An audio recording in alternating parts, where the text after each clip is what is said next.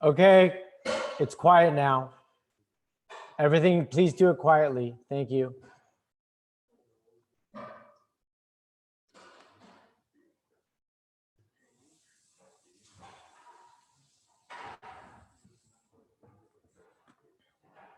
Good evening, everyone. Looking forward to learning with you in our next class of prayer mastery. It's going to begin in just a couple minutes. We're getting all of our technology set up. So please settle in, enjoy the afternoon. It's a beautiful day in Southern California. Wherever you're tuning in, we hope that you are with us. And if you are in the local San Fernando Valley, Southern California area, then you know exactly what I mean. It has been a beautiful day and even better to share it with you for a few minutes of learning. So we'll begin in just a few minutes.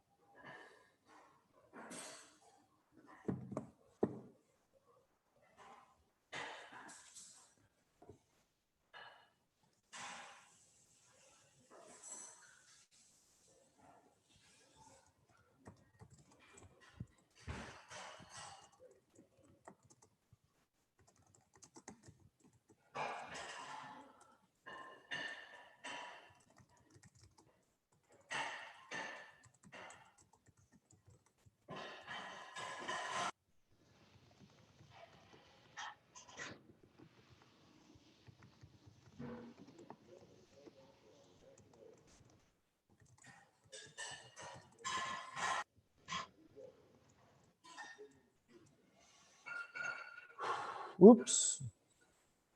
That's okay. You can hear that. Whoops. That was just something that happened. Fantastic. All right. We're here. Hello. Hello, Bert Kleinman. What a pleasure to learn with you. See you on YouTube. Hello, Neil Resnick. It is the dishes, Neil Resnick, and thank you for joining in. That is the benefit of my birthday. So for those who are joining us tonight, it is my birthday, and the benefit of my birthday is that my children are doing the dishes very quietly because they are banging and clanging. It's going to be a little bit noisy for just a couple of minutes. So we're just going to be finishing that up, but don't worry, you should have no distractions as we're beginning our learning tonight. So once again, hello, welcome. Thank you for learning with me, with us at Valley Beth Shalom. I'm Rabbi Joshua Hoffman. This is a class called Prayer Mastery. We've been conducting this class for now almost 8 weeks. And through the journey that we've been taking, we are actually reaching the second to last class. And in this second to last class tonight, we're going to be dealing primarily with the question of whether or not prayer works. So I imagine that already created a flood of thoughts, ideas, reactions, insights about what you think prayer works. And of course, you're insightful and curious and to say works for what, or what does it mean to work? And I think that would also be a great question that we're going to explore tonight. So that is also a culmination of everything that we've been learning so far. For those of us who have just tuned in to learn with us, let me give you an overview of where we're at. We began with the question of why pray. So the idea that we have to understand first and foremost as kind of rational human beings, modern 21st century human beings, why and especially as Jews and seekers through Judaism, the question why is always the first question that we ask. For what purpose do we pray? And through that, we began to explore several different texts and ideas about what is the function of prayer and really what then distinguishes Jewish prayer. Because there's a prayer that is expressed in all varieties and formats all around the world. And actually tonight, we're going to take a little bit of a survey and study that. And we're going to try to bring it back in to understand a little bit about what makes Jewish prayer unique or significant. And then we went through the sort of essentials of what makes Jewish prayer. What are Jewish prayers? And we talked about the Shema and why an articulation of the oneness of God is essential. And we talked about the Amidah and the concept that we're not praying to God, but we're praying what we've defined as we learned. And I think it's a beautiful teaching, and I'm grateful for those who learn with me, Rabbi Lawrence Kushner's contribution to say we're within God. So that when we enter into prayer, we are within God. And the concept of petition is really about an activation of God presence within us. That I think we can relate to, at least something that I could personally relate to. And then we began to expand out and we asked some bigger questions. We said, what happens when there are prayers that we recite that we do not agree with? And what do we do with those prayers that we don't agree with? And last week we studied them, and obviously, you know, some of the most popular answers is just throw them out or reinterpret them, or actually to sort of take them as they are and to embrace them. And we explored all of those dimensions in our last week's study. So tonight, as I mentioned, what we're going to talk about is, does prayer work? And this is, I think, a glorious question. It's one of those kind of moments in which you ask the question at this particular situation, where you are in your life and your world at this time. And if you feel prayerful, if prayerful expression is a part of your life experience, then you naturally ask, to what effect? And I suppose that part of our goal in prayer is not to be dependent upon the answer to that question, but that there's a certain confidence about the journey. There's a certain confidence about the process of inquiry, the discovery, the exploration that takes place when one enters into prayer, that really does prompt an expression of value, an outcome that feels like prayer does work. And then there's these other elements in our time and days, and we can recognize them from his great historical moments, and we could recognize them as moderns as a very great challenge.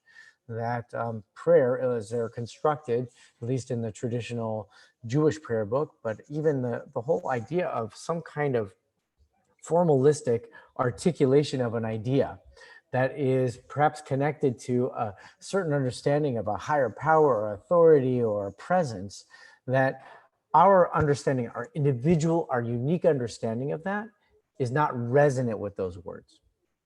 And so therefore we might even reject the prayer purpose altogether because the words themselves are not efficacious. In fact, I find that many people feel that way. And many people reject prayer altogether because they say, I open up this book and I thought, there's God, I don't believe in God. There's ideas, I don't believe in those ideas. There's compelling actions, I'm not sure I believe in those actions. So all of those things that are part of prayer really do bring the challenge to say that whether or not prayer works. By the way, there's my kids. So, and I got to bring them up because it's wonderful. So I knew I was teaching this class tonight. And so welcome to the Hoffman household. Okay, we're not always like this, but every once in a while, this is what happens when you live in a house with two rabbis. So I tell my kids, look, I'm teaching a class on whether or not prayer works. What do you think? Now imagine being a kid at my table. You might be very, very uncomfortable, hem and haw, and come up with some of the things. I'm really blessed that my kids they entertain me, and like I said, it's my birthday, so they had to play along. So certainly, you know, they are so Jewish. So you know what they said? It depends, right? It depends. If you're talking from this way, does prayer work? If you're talking from that way, does prayer work? If you're talking about this way, does prayer work? Even my 11-year-old had a beautiful, beautiful response. And I think that that's exactly where we're going to enter into our prayer today. For us to resolve that prayer works or doesn't work may be a false proposition. The idea that we have to carry around a certainty with prayer could be very limiting and even disappointing, because the world that we live in is dynamic, and the recent few months only need to demonstrate that for us. We we're living in a time that we never thought we would be living in before, but here we are. And new things are happening every single day. So just like the world is dynamic, then our experience of prayer is dynamic. And so tonight, what I want to focus on is, I think, 3 responses to the question. Does prayer work? I would say it's possible that prayer works. It's not likely that prayer works.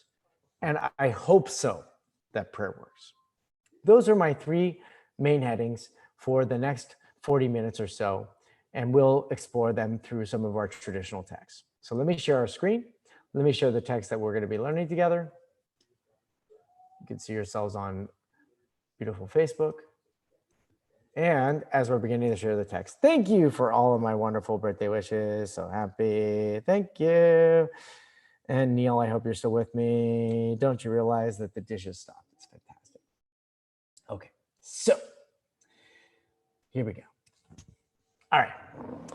I want to begin with a quote. This is from an author, American author. He's actually wrote 9 books on prayer. He was also an artist, and he was an intellectual. In the early 20th century, his name is Edward McKendry Bounds. And he writes, in one of his many expressions of prayer, in doing God's work, there is no substitute for praying. Okay, he's not a Jewish author, and so you can understand the bias that perhaps, or the frame in which he expresses these words. In doing God's work, there's no substitute for praying. But just to sort of unpack it and understand it deeply, to do God's work, prayer is a tool. It's an agent. It's a catalyst for doing God's work, and there's no substitute for it. Okay, people of prayer, he writes, cannot be displaced with other kinds of people. In other words, what he's saying is, in this second part, is that somebody who makes sense of what prayer is, has prayer as a part of her or his daily life in some meaningful way, recognizes that purpose and meaning in one's life is fulfillment and service of what he defines, at least at his understanding in the early 20th century, of God. And something that I think we in our 21st century grappling and wrestling with the definition too, try to understand that. So whether you understand that as some kind of transcendent, divine, immanent expression of God, a personal expression of God, doing that work as if there's a voice, the Jiminy Cricket kind of voice inside of you, or you understand it much more as a sort of a 21st century Heschel, Kaplanian, Harold Schweiss, who was my teacher, kind of thinking. It's much more of an interior voice, a voice of conscience, that voice of conscience, and serving that voice, of which that voice does have a pure and true sense of what is right and wrong. It is a moral voice within. And in that moral voice, there is no substitute for prayer in which to understand or to interact or to dialogue with that voice. And people who do pray have a deeper, he says this, and I hope this is true. I believe it. I'm a praying person, so I'd like to believe it. Perhaps this is a self-serving statement. People who pray are different than people who don't. And I think that's true in the world. I really do. I think you could tell.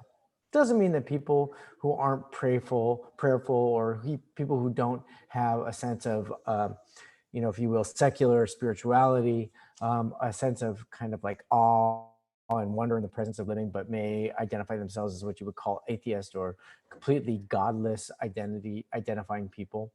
And that doesn't mean that those people are bad people. This is not good or bad, but there's a qualitative difference.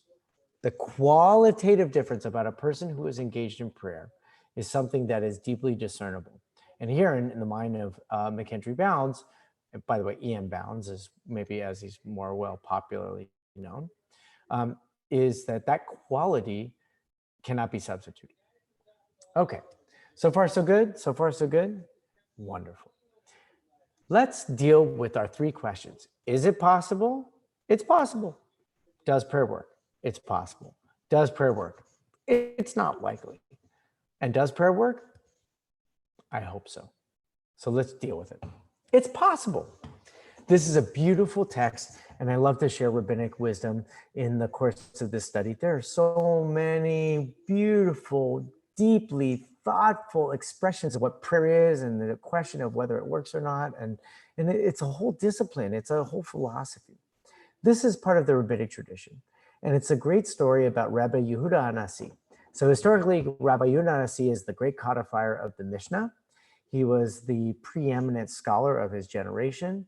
He was beloved and endeared because not only did he help to collate and to translate and to replicate the wisdom of his generation, but he established a whole system of understanding and interpreting Jewish law that we continue to grapple with today.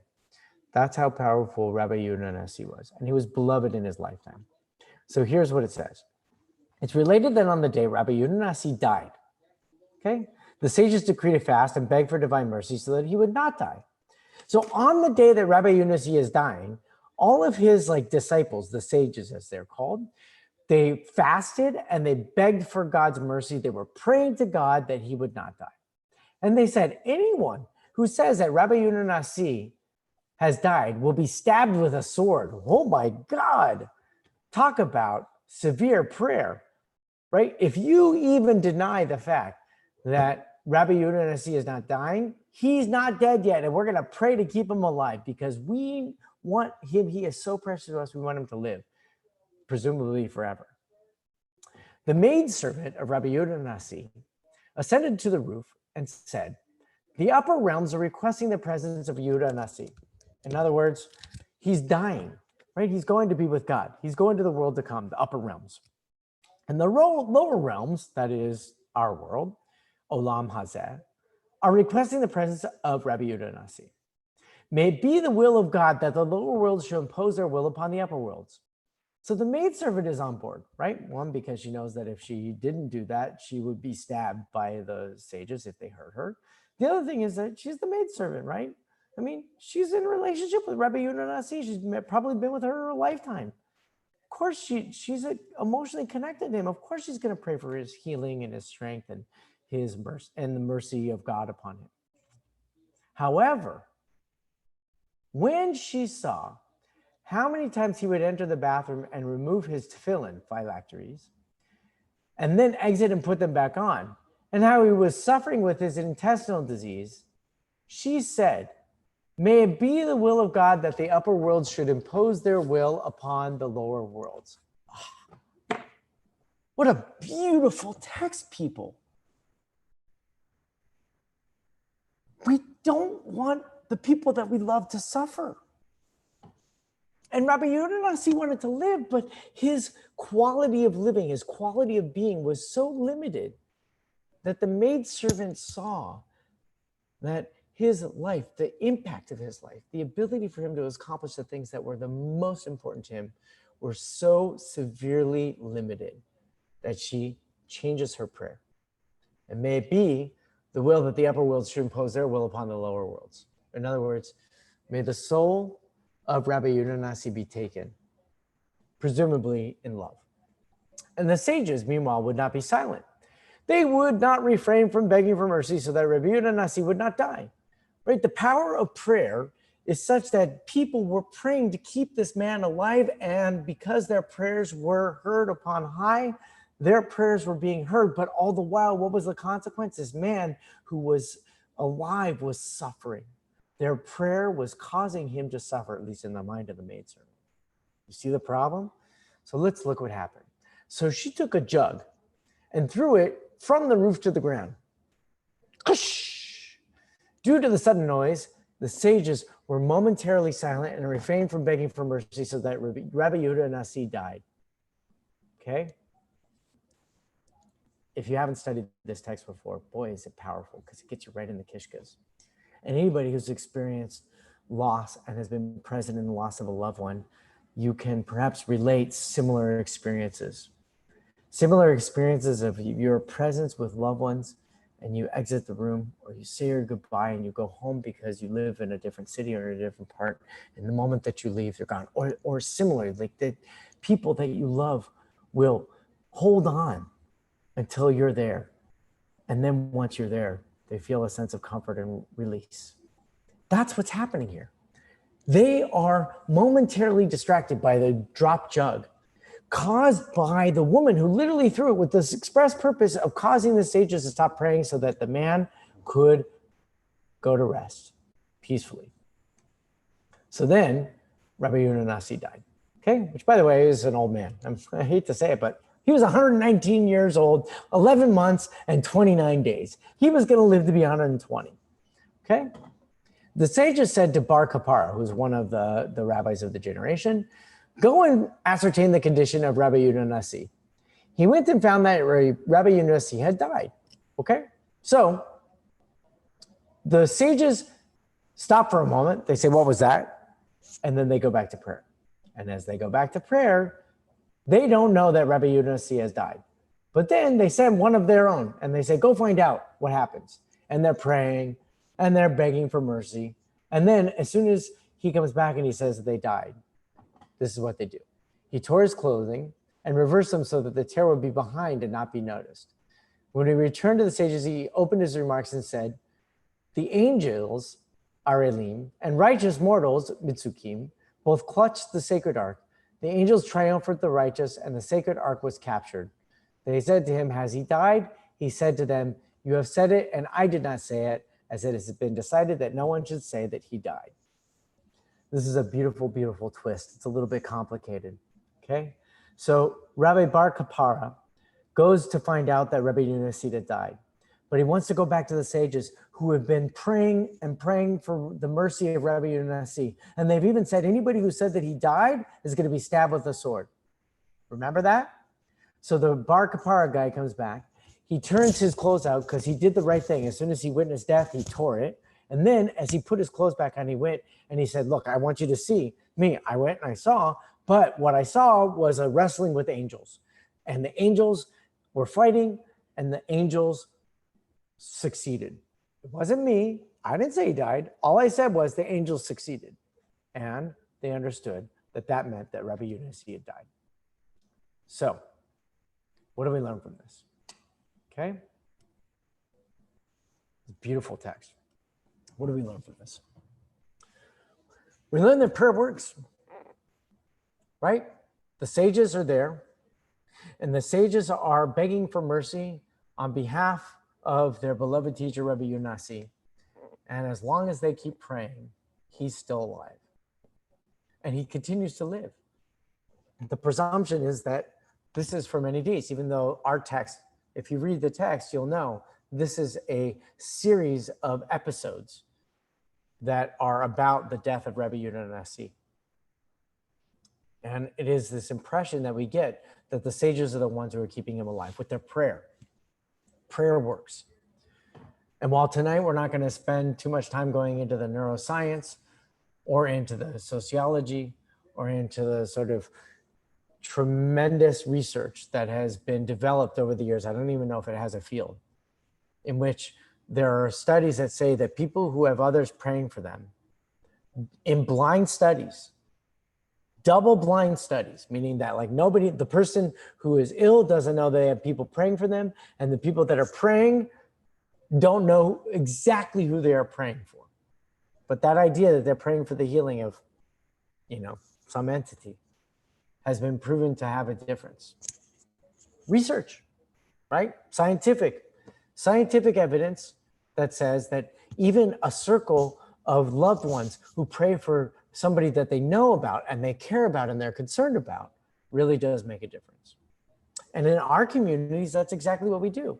Every day, every Shabbat, we recite the names of the people who are in our midst, our circles of family and friend, as I like to refer to them.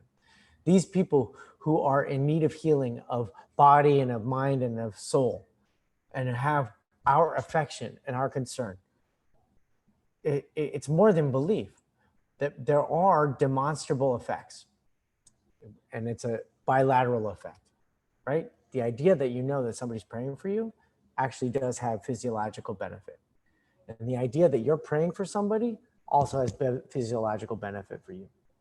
So this is happening, and it's possible that prayer has that kind of effect. And this story says it's so powerful that you could even keep somebody alive. And what makes this story powerful, remember, this is a 2,000-year-old tale, is not that they were keeping Rebbe Yehuda Nasi alive, although that's really powerful. It was that the maidservant recognized that it was time for him to leave. And she prayed that God and the angels would take his life. And as she did that, she had to do something to distract those who were praying on his behalf. All she did was drop a jar. And it was just enough to do it. And in that moment, his life was taken. There's that. There's the idea that the sages are praying and they don't know that their beloved rabbi is dead. They even send one of their own in to find out. And he's so concerned that they're going to shoot the messenger, as you will, that he creates this wonderful tale understanding of a heroic fight of the soul of Rebbe Yehuda Nasi was fighting against the angels, and the angels prevailed, right? Meaning that he couldn't say that Rebbe Yehuda Nasi died, but he said that the angels were more powerful than him. And all the while, the sages were praying, which is me, like, it's very powerful. It means that you pray for something to change even when you don't know the effect of or the potential of that change. And there's a possibility there. That's another record of this text. And the third record of this text is a sense that Rabbi Yehuda Nasi wanted to live, but needed permission to let go. And it was only in this moment of silence, maybe when the sages were disrupted, but in Rabbi Yehuda Nasi's heart, he didn't know that the jar was cast off the roof. But it was in that moment that he knew that he could let go. And there's something very prayerful about that. So let me stop for a moment. Any comments?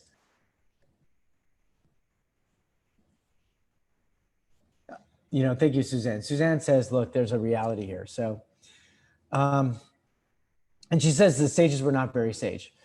I beg to disagree, right? And I think you got it. Maybe the rabbi wanted to die, right?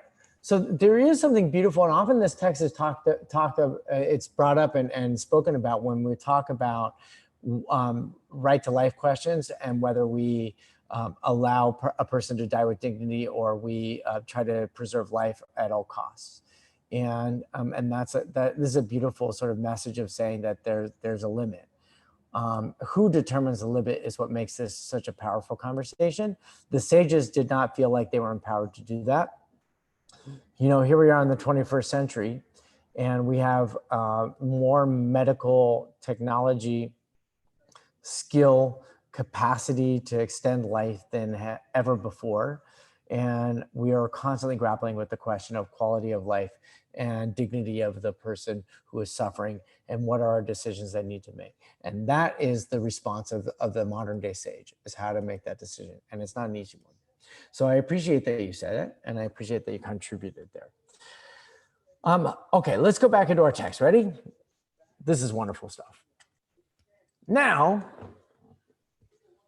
it's not likely. Okay? It's quite possible that prayer doesn't work.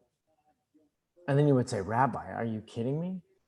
How could you ask me to come to Shabbat services? How can you ask me to come to high holidays? How can you ask me to participate in a praying community if it doesn't work? Let's read. This is also a rabbinic text, another one of the favorites, and definitely it's actually used in a variety of contexts, but here let's use it in the context of prayer. So the sages taught, okay, this is Talmudic, so this is actually 400 years after Yehuda Nasi. The sages taught, certain philosophers asked the Jewish sages who were in Rome. Okay, actually, this is about 200 years. 250 years later. Okay. So is it not your will? If it is not your God's will that people should engage in idol worship, for what reason does God not eliminate it? Great question, right? Like, if God doesn't like idol worship, well, why does God allow idol worship to exist? The sages said to them, were people worshiping only objects for which the world has no need, God would eliminate it. But they worship the sun and the moon and the stars and the constellations. Should God destroy the entire world because of the fools? Rather, the world follows its course, and the fools who sinned will be held to judgment in the future for their transgressions. Okay, the world follows its course is a very popular phrase. Olam keminhago noheg. The world goes according to its course, or nature has its own course, and God, even God, does not change the course of nature.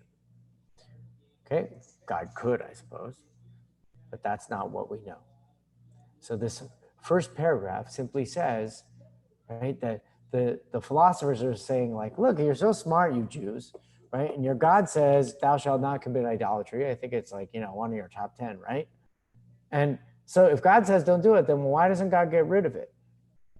Right? Isn't that a beautiful thing? Like, why does God even bother with a mitzvah at all? Why does God bother with that mitzvah or any mitzvah? If God doesn't want us to do something, why doesn't God just eliminate that? And if God wants us to do things, why doesn't God compel us, shape our brains in such a way to do that? Because we are not built like that as human beings. That's not how we are built. And so it continues. Okay? I pause for that. Bert, I'm going to come back to your question. I love it. Okay? The Baraita, so this is a part of the Talmud, presents another matter that illustrates the same concept. Consider the case of one who stole a measure of wheat and went and planted it in the ground. By right, it should not grow, right? So let's just have another example, okay? If somebody steals something, another one of the top 10, thou shalt not steal. Well, so then if God says don't steal, then what does it mean? You take a stolen stalk of wheat and you plant it in the ground. Then God should say, thou shalt not steal, lightning bolts, destruction. But the world goes along and follows its course, and the fools who sin will be held to judgment in the future for their transgressions. Don't worry, I'll get to that in a little bit. But again, olam keminhago noheg. Look, if you plant wheat in the ground and you give it water, guess what's going to happen? It's going to grow. It doesn't matter where it came from. There's no morality to nature. Nature is not moral. We're moral. Nature is not moral. Nature is. And so the challenge that we as human beings who are moral beings, who do have the capacity to choose to act differently, to change our behavior, that for those of us that do that, right, we do so not because nature follows its course, but because we have a higher purpose. So prayer may be in my, prayer doesn't work. Prayer may work when you understand that. But the idea is that, like, if you're praying to God to change nature, it's not going to work. Look at what we're teaching. Let me give you one more example, right? The Baraita presents another matter that illustrates the same concept. Consider the case of one who engaged in intercourse with the wife of another, committed adultery. Guess what? Another one of the top 10. Don't do it. By right, she should not become pregnant. But the world goes along and follows its course, and the fools who sin will be held to judgment in the future for transgressions. Okay? Just to give the last little coda on this, the Gemara comments, and this, as Rachel, like he says, the Holy One, blessed be he, said, it's not enough for the wicked that they may treat my sela, or my stamp, basically, as a coin, as if it were ownerless, okay? The wicked say, look, nature just is completely without any form. It's a formless nature. It just happens to exist, okay? So God is upset by that, okay? And so therefore, God might be upset with, people who adulterate, literally, the sort of rules that God has established for us. But moreover, they also trouble me and cause me to sign against my will. right? As a result of their actions, nature happens unnaturally. So says Reish Lakish. Okay? And therefore, you get to this last comment. Therefore, the people who have sinned will be held to judgment. Okay? So we could talk about, adulterous relationships and pregnancies and stolen wheat, and we can talk about, those things and whether they're sort of legitimate, which is, an incredible conversation for another class. But the point being here that the reason that God says, the issue here is not nature, because I've established nature. The issue here is how you have treated my nature. And for that, there will be a reckoning. And if you say in your mind that God is the one that controls nature, then prayer is not going to work. That doesn't make prayer work. You make prayer work. So if you understand that there are things that follow their natural course, you trying to pray to God to sort of change the nature of being, that might not be possible, right? You can't pray God to take out the cancer, but you can pray to God to empower the physicians and the researchers and the people who pray and love and support those who have been afflicted with cancer to be healed and to heal and to find a sense of healing and security and positivity and possibility from a person who is suffering from cancer. That's how you beat cancer. You can sometimes beat cancer with nature, but sometimes nature is way more powerful than any kind of prayer. So you better figure out what you're going to pray for when it comes to that. So let me stop before we get to that. And let me just ask any comments. Very good. Thank you. Thank you. To see you all. Oh, okay. So now, I love this. But can prayer force God to do something? So thank you, Bert, for asking the question. Does prayer work? Is the goal to change God's mind, or is the goal to change our mind? That's going to be our third text.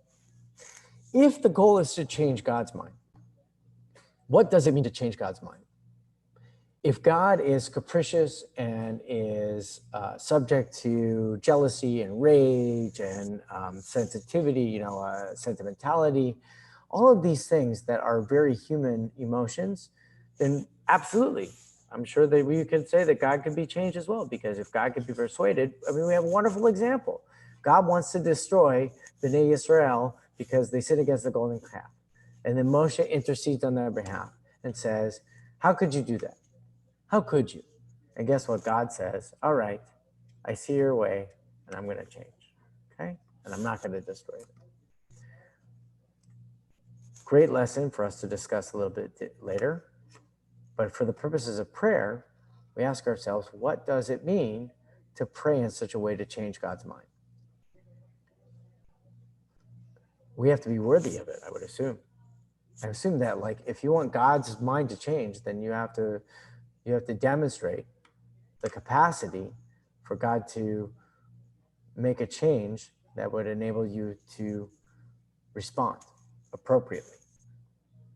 And the idea of flinging ourselves on the ground in our abject suffering and to ask for God to take away in mercy our suffering is a beautiful and perhaps a very necessary expression. But that's not how it works. That's not how it works. How it works is the capacity for you in your willingness and preparation to see things differently. And when you are ready to see things differently, well, then it's the world shuts a door on you and a window is open, right? That God is not linear. God does not speak in a monotone voice. There's a dynamic. There's a multiplicity, a plurality of voices in which God speaks. And in that voice, it's more about us and having the capacity to hear that expression than it is to have, some kind of complete abdication of our own power and will. Thank you. Great question. All right, so let's go. Got one more text, No, a couple more texts. Okay. All right. So this third one is, so remember, first one is, it's possible. Second one is, it's not likely. And the third one is, I hope so. Okay. And this comes from Rabbi Harold Kushner, who is a great, great 20th century theologian and rabbi and rabbinic leader. And he wrote one of the most important books of the latter half of the 20th century, which is called When Bad Things Happen to Good People. And in the book, and I'm grateful to Rabbi Ed Feinstein, my teacher and colleague, who has captured this text. He's sort of captured one of the essential moments. Okay, so let us read together. God wants the righteous to live peaceful, happy lives, but sometimes even God can't bring that about. It's too difficult even for God to keep cruelty and chaos from claiming their innocent victims. Okay, so we could have this belief that, like, God creates a world in which everybody's going to be happy, but somehow crazy human beings, there's all kinds of like chaos and cruelty that keep frustrating that idea. And they take the lives of innocent victims. And we as Jews know this, unfortunately, all too well. So how does God make a difference in our lives if God neither kills nor cures? God inspires people to help other people who have been hurt by life. And by helping them, they protect them from the danger of feeling alone, abandoned, or judged. So what's the answer? God, I think he's going to say it again a little bit later, God is in the response. We're inspired to help those who've been hurt. Okay, so we help each other. It's not some disembodied entity that comes and shines upon us a sense of radiant healing and blessing. But it's us and our inspiration and our responsibility to bring healing to those who need it.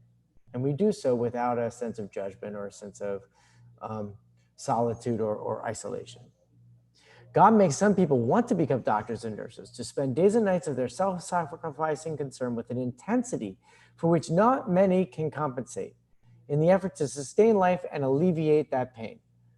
God moves people, God moves people to want to be medical researchers, to focus their intelligence and energy on the causes and possible cures for some of life's tragedies. So in other words, doctors were not created by God. We discovered the role of being the doctor in our lives. And we understood that if we could take on that mantle of responsibility, we can heal people physically. And the same thing is true with emotionally and spiritually. And the same thing is true with a sense of community and a sense of gathering. When we take responsibility for other people, we don't do so because God elected us to do that. We choose to be elected. We've elected to that responsibility. And you would talk to some doctors and rabbis for that matter, and they would say that they're chosen, right? So they feel chosen for the responsibility they have. That chosenness is a sense of inspiration for what we call God. To the person who asks, what good is God? Who needs religion if these things happen to good people and bad people alike? I would say that God may not prevent the calamity, but God gives us the strength and the perseverance to overcome it. Okay? In other words, God is not in the prevention or in the reparation of tragedy and suffering and illness. But God is the strength and the empowerment within us to overcome it. Where else do we get these qualities which we did not have before? Okay, just had a wonderful example. Digress for a moment. Let me digress for a moment. It's an important digression, at least I think so. So speaking to a mother whose oldest daughter is going to be married very soon, thank God. What a blessing.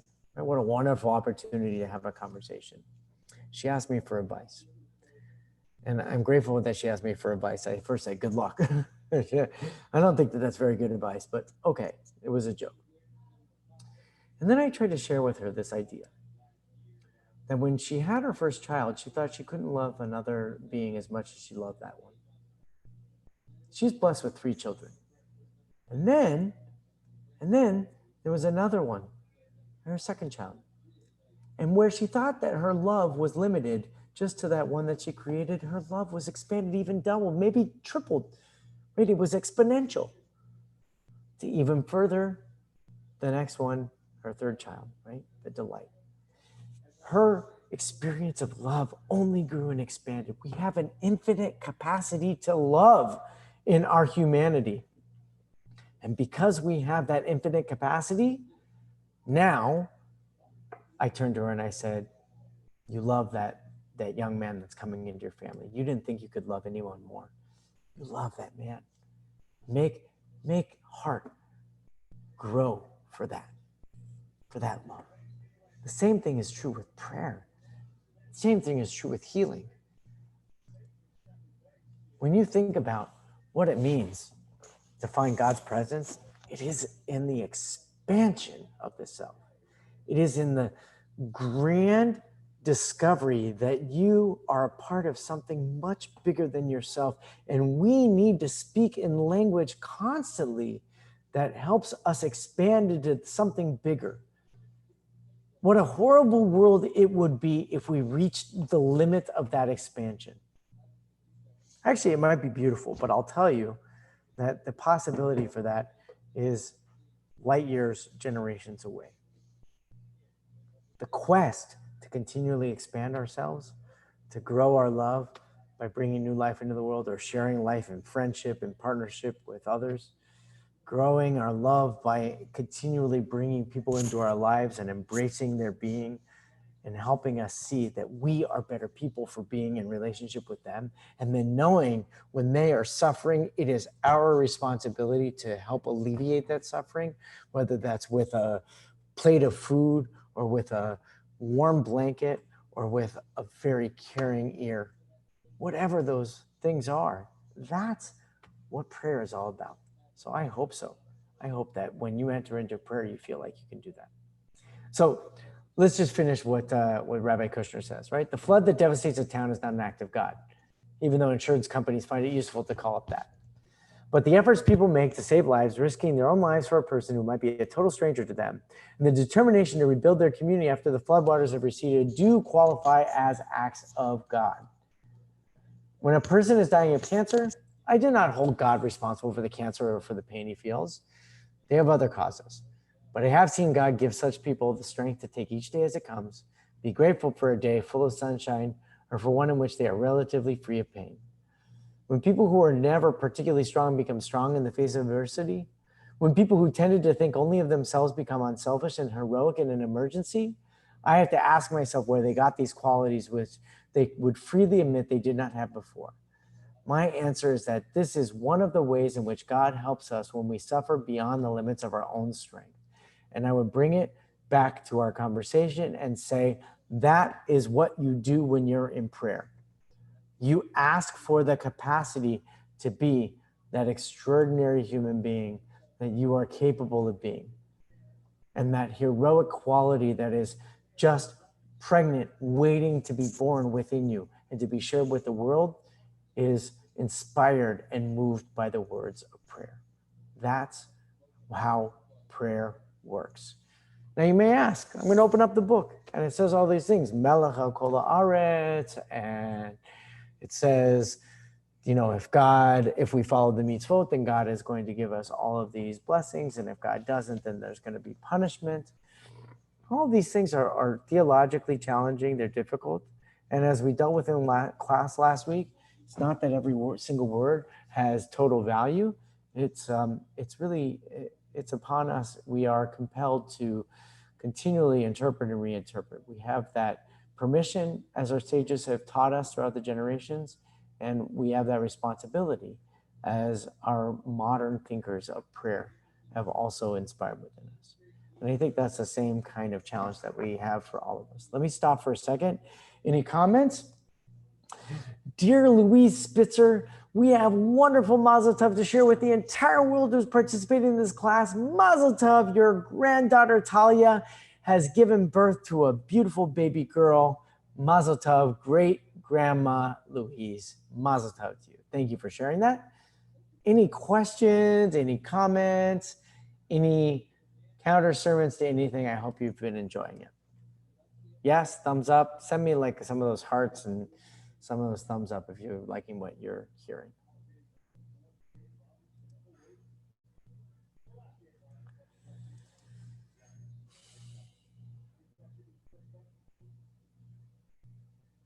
So I want to do one thing before we conclude. Take a look at this.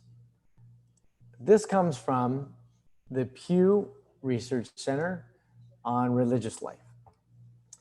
And it's a question about frequency of prayer by a religious group. It's a wonderful study, and if you like it, you can ask me for this link and I'll send it to you. I don't have the access right now to put it in the chat box on Facebook, but yeah, get it. Maybe you can cut and paste it from your own screen. So take a look at this chart. So the dark blue is the number of people that actually do pray. Okay, Buddhists 43%, Catholics 60%, Evangelical Protestants 8%. Oh yeah. Us Jews, we don't pray so much. Of course, we have to figure out what that means. What does it mean to pray? Does it mean, do we go to a minyan and we daven Shachri to Mincha and Mariv? Probably. That's what they're studying. I suppose if you asked, this same sampling of people, do they feel and experience prayer in their lives? Yes. How so? But this is something very elucidating on two levels. If we as Jews think that prayer only works if we recite words and God changes or we change, we're going to continue to be disappointed. And we're also going to be betraying the fact that,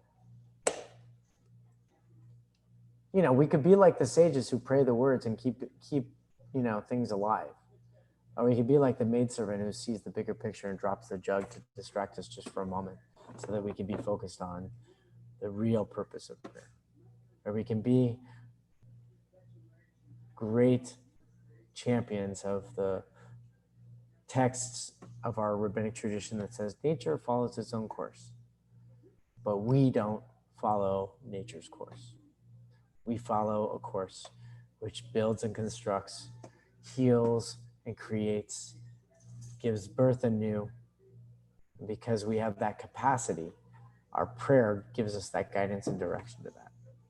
Not only is it an inspiration by itself, but it's also, as Rabbi Kushner taught us, an inspiration in response to some of the tragedies of life.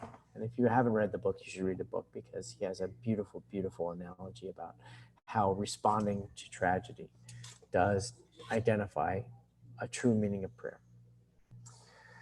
So as you look at this, okay, and you see this, by the way, this was, I'm not sure how long ago this was. Not too very long ago.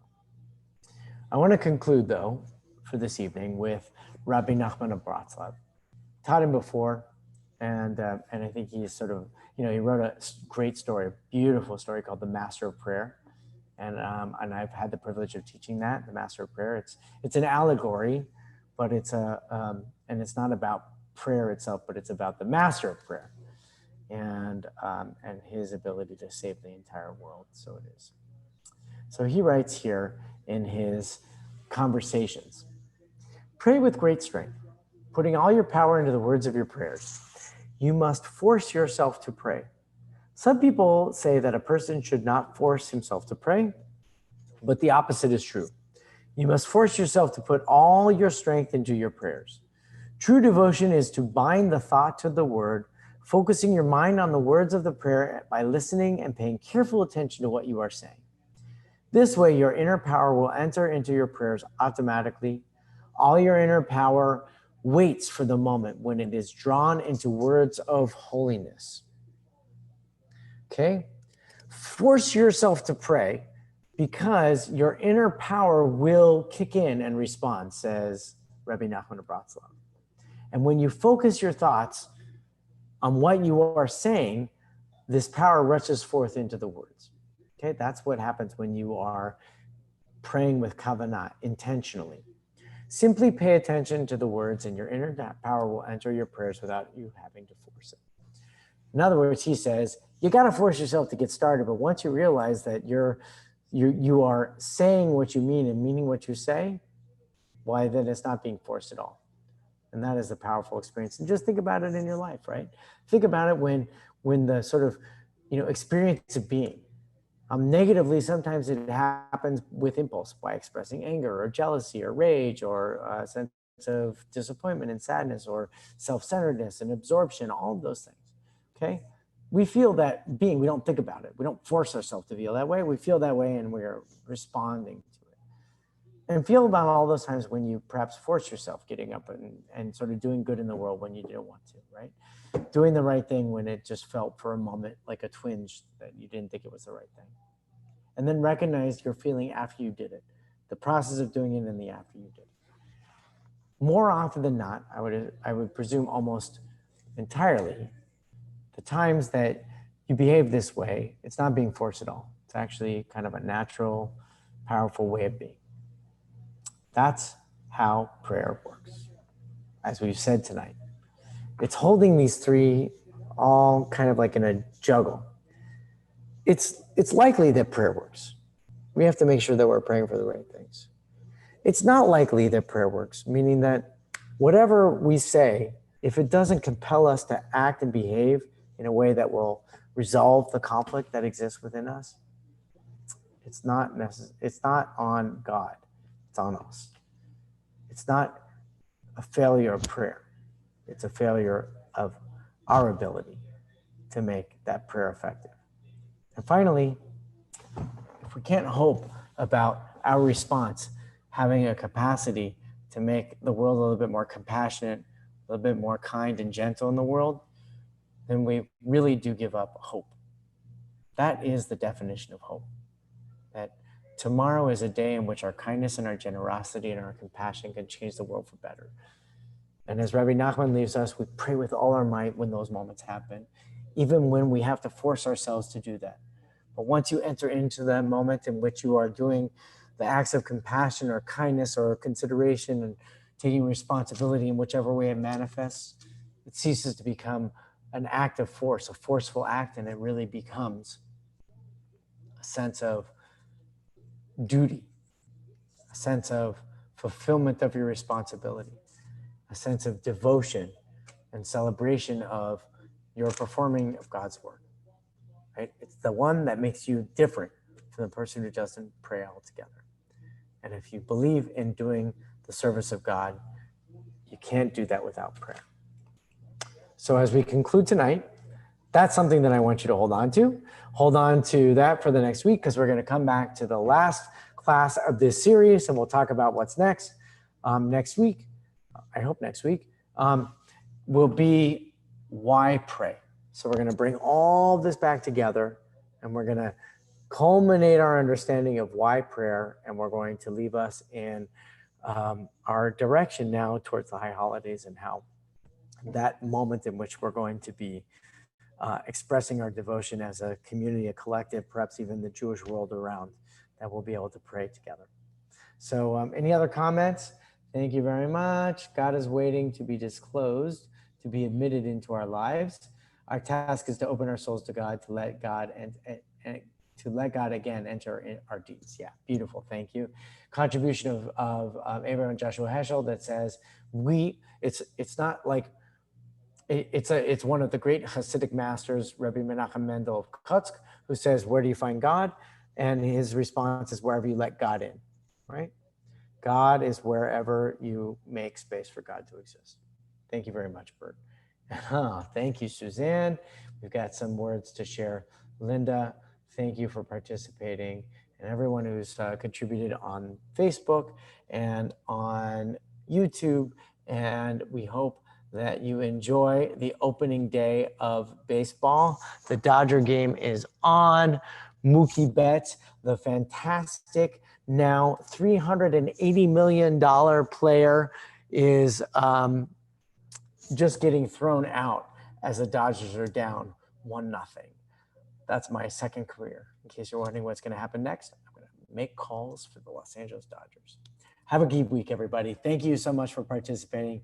Looking forward to seeing you all again next week. Next week, Thursday, July 30th. It's the conclusion of Tisha B'Av. We will conclude our learning. We will resolve into the evening prayers for those who've been fasting all day and conclude the fast, and also be inspired to conclude our class. Take care.